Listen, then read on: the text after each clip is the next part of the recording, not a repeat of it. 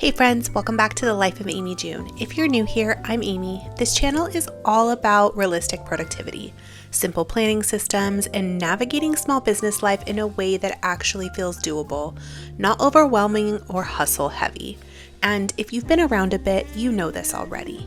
The way I plan isn't about packing my schedule or doing more just to feel productive.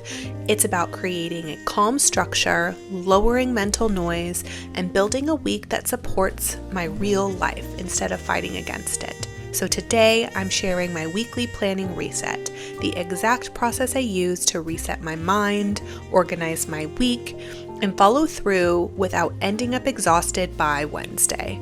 Grab a drink, your planner, or a notebook, and let's plan together.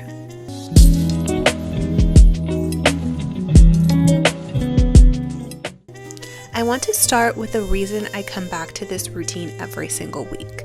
Because if I don't intentionally pause and reset, my brain tries to carry everything on its own. Tasks, ideas, reminders, deadlines, and all the little don't forget this, don't forget that thoughts. That's usually when I start feeling scattered and overwhelmed. For me, weekly planning isn't about scheduling every minute of my day. It's about stepping back and asking a few grounding questions. What truly needs my attention this week? What can be pushed to later? And what energy level do I honestly have to work with? And this one is so important, especially if you're going through a rough patch. And for example, I unfortunately just lost Zeus, another dog of mine. And if you've been here for a while, you know, a few months back we lost Diesel as well, and he was almost 12. So that was really tough, and I'm still grieving him on top of Zeus, so I definitely gave myself grace the last few weeks and really protected my energy and only put on my to-do list what I know that I could get done. This reset is really how I protect my focus, especially while juggling multiple businesses, content creation, and this growing YouTube channel. Thank you all so much.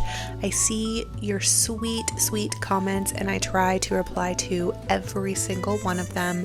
I appreciate you more than you know. It literally makes my day to read your sweet comments, and I appreciate it so much. And still wanting time and space outside of work.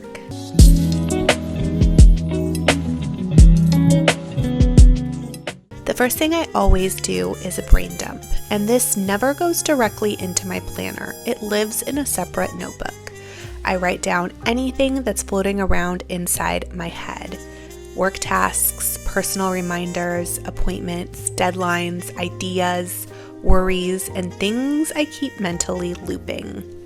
You don't have to have any specific structure here. You don't have to sort. You don't have to prioritize. However, I do break mine down by category and area of my life. So for example, my marketing agency, family, important dates, my beauty brand, this YouTube channel, my productivity brand, etc. This step alone brings so much relief. Once it's written down, my mind doesn't have to keep holding on to it.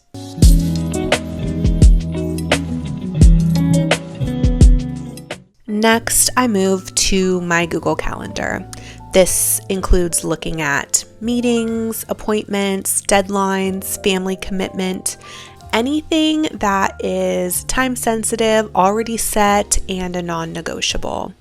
I always plan around my real life first, not my to-do list. And this is where I find that a lot of planning systems fall apart. They forget we're human and not a bunch of robots.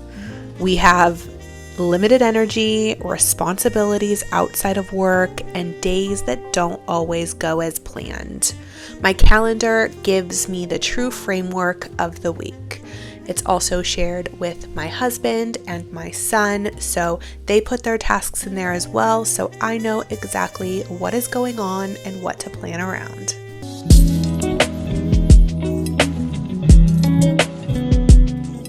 Now I start building out my weekly overview. This is where I look at the full week. note any deadlines, and decide what actually fits into these days. I'm not getting super detailed here yet. I just want some clarity. What is this week realistically asking of me? This step helps me set boundaries early and avoid overloading my schedule before the week even begins. Next, I choose my main priorities for the week as a whole, not daily priorities, weekly. These are the few things that, if completed by the end of the week, will make me feel grounded and accomplished. Everything else becomes secondary or supportive. This keeps me focused and helps me avoid bouncing between tasks without making any meaningful progress. Once I know my priorities, I give each day a loose direction, usually an AM focus and a PM focus. Nothing strict, just a gentle guide. For example, creative or focused work earlier in the day, lighter or administrative tasks later on. This gives my week structure without micromanaging every single hour.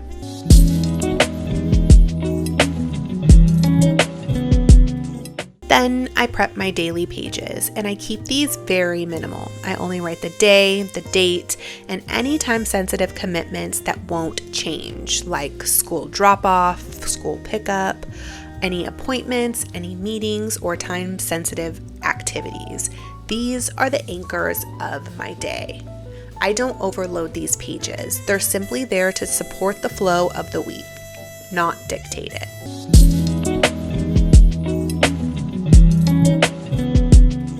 Before wrapping up, I do a quick meal plan, nothing complicated, just deciding meals for the week, and I generally log on to my local grocery store where they have a ton of recipes that I can simply just add all the ingredients to the cart from the recipe card, which is so cool. I always do an in-store pickup. It is just so easy. You drive up, they walk it out to your car, and it saves me so much time and money because I'm not wandering the aisles and buying things that I don't need because I'm hungry. This small step saves me so much mental energy during the week, knowing what dinners I'm gonna have, and it really just helps eliminate a lot of the daily decision making. And finally, last but absolutely not least, is I leave space for flexibility. This is something that I used to not do, I would say about a year and a half ago, and I drove myself absolutely crazy. I felt like I had jam-packed days, but I wasn't accomplishing anything. So now I keep in mind that life shifts, energy changes, plans move. My planner is simply a support tool, not a rule book. If something doesn't get done, I adjust, I move it, and I keep going without guilt. Of course, there are exceptions to this, and we can go into that in a different video, or if you have any questions, you can always leave them down in the comment section and I will reply to you. But that's how consistency actually happens. If planning has ever felt stressful or overwhelming, I want you to hear this. You're not doing it wrong. You just need a system that works with your life. Keep it really simple. Plan 1 week at a time. Anchor your days. And always leave room for grace. If this video helped you, please give it a thumbs up. Subscribe if you haven't already. I would love for you to join my channel. And let me know in the comments, do you already do a weekly reset or are you going to try one this week? I'll see you in the next video real soon. Thank you again for being here. Bye.